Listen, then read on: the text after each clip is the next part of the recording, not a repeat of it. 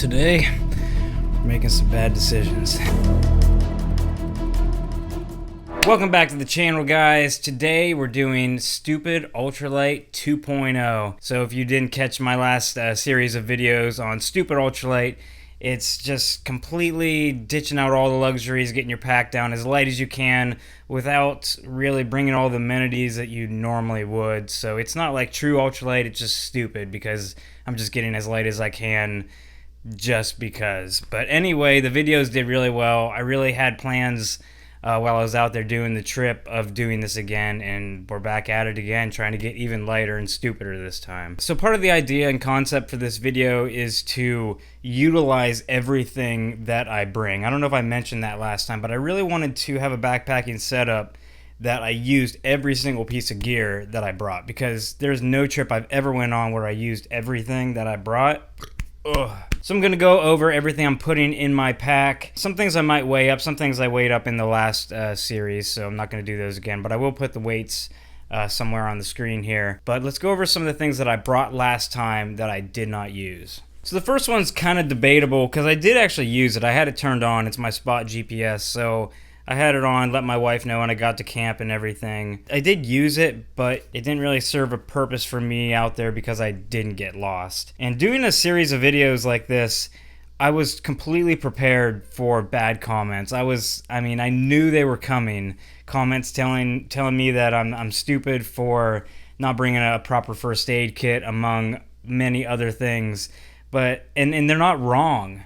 The funny thing is those comments never came. I did not get one comment. Well, I'm sure I will now that I'm saying it.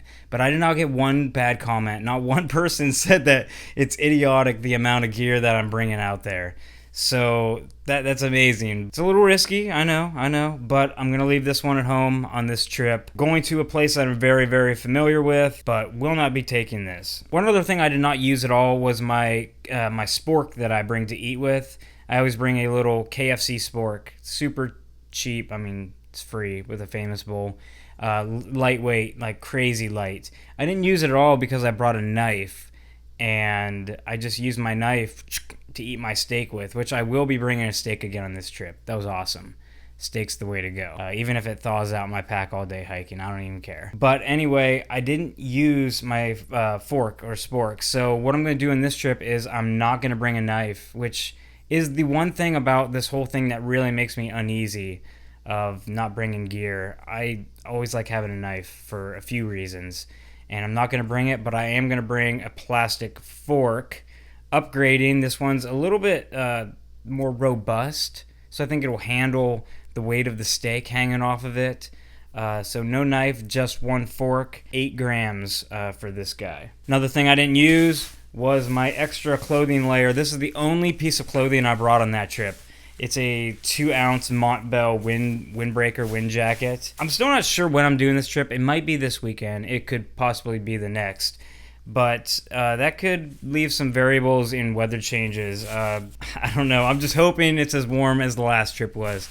Didn't use it at all, and I'm not bringing it, which means no extra clothing on this trip. Absolutely nothing. I did not use my Toiletries bag. So this has got toilet paper, my Deuce of Spades cat hole trowel, and the hand sanitizer. I actually used the hand sanitizer, but I did not use the toilet paper and stuff, and I could go without that, but I'm going, once again, set a good example for people. Leave no trace, bury your poop. And I think possibly the only other thing I did not use out there was my first aid kit, which was, I think, 1 or 2 Band-Aids. I'm not sure what I brought, but I don't cut myself often. As long as I'm super careful, I'm not going to bring anything.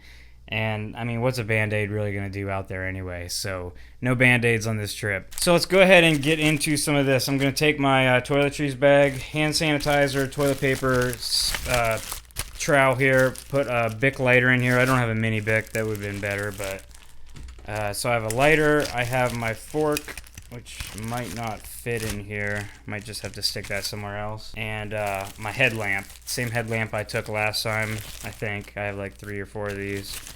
So the entire ditty bag is 6.15 ounces, which is 175 grams. I will be taking the Sawyer Squeeze because I don't have a mini that's good anymore. A little bit heavier, you know, but it leaves improvement for the next time I do this. One change for the trip, and this is a big one. My sleeping pad. This is the Climate X-Frame. Not a popular fan favorite. So here's what I was planning on doing. I was planning on either not bringing a sleeping pad, period. Bringing like a foam pad, but cutting out holes in it, kind of to this design. I thought that'd be kind of cool to try, but probably not gonna do that. But either not bringing the sleeping pad, or not bringing the bug net portion of my tent, which that could be risky for more than one insect reason. Plus, I'm not gonna bring a ground sheet or anything, so I'd be right on the ground. I hate not having bug nets in the summer. Ticks are really what scare me the most. Mosquitoes can just be annoying, and you know, you pay for it later. But I think I'm gonna go with the bug net. I really would like to try it without, but that's gonna have to be a later in the fall or springtime or winter lightweight trip. Sleeping pad, no sleeping pad in this trip. So my tent for the trip is the LiteAF prototype shelter that I've showed you guys so many times. Not in the stuff sack, because stuff sacks are for losers. But this thing's super light, and it's going to go with me on one more trip this summer. Tent stakes are the titanium shepherd hooks here in a super light little baggie. Also bringing the Costco quilt that I brought last time, super lightweight. And I saved the best for last. So the last stupid ultralight trip, I used my LiteAF Curve 40 suspension model without the suspension. So it was 1 pound 6 ounces stripped down with no hip belt pockets, everything I could take off of it pretty much without taking out the shock cord. But 1 pound 6 ounces, pretty lightweight for a pack that, you know, has all the bells and whistles and everything on it. I got an upgrade from LiteAF for this trip. This is the LiteAF multi-day pack, so it's a day pack that can be used for multi-day trips. This is a 20-liter backpack. You can tell it's pretty skinny. This is really cool. It's not Dyneema, it's just nylon, but it comes in at 11.8 ounces, so considerably lighter, and I'm really excited to use it. You can see my trekking pole here. This is coming with me as well. This is the Gossamer Gear LT5. I think it's like 5 ounces for a single pull. I need that just to set up the tent. So I'm gonna go ahead and throw everything in here and get it weighed up, see where we're at. The idea is to get it lighter than the last trip weight that I had. So when I weighed in at the trailhead last time, I was at 5 pounds and 15 ounces.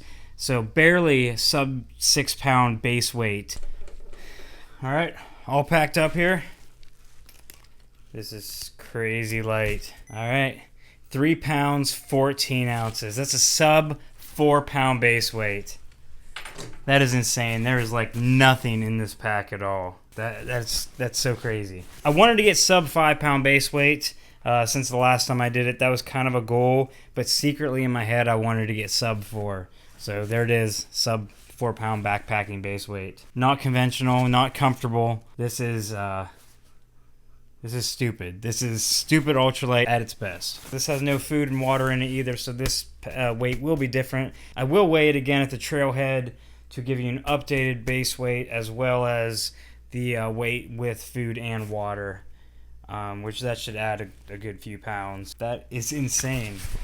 That's nuts. That is absolutely crazy. There's nothing on my back. That is it for the video, guys. If you're interested in this, stay tuned for the trip video coming up. Also, I'll link up here somewhere the last stupid ultralight videos that I did. I did a gear video, and then I went out and did like a, I don't know, it might have been like a 20-mile loop with that setup. But it turned out great. Wasn't uncomfortable enough to really meet my needs. Like, I really wanted to do this to kind of put myself out of my comfort zone, and I really slept good and I had a good time. Like, nothing was wrong at all. I feel like with this I'm going to be a lot more ill prepared, so it might make for a more interesting video. That's it. Thank you guys so much for watching. Subscribe for more videos like this in the future, and I'll see you in the next one.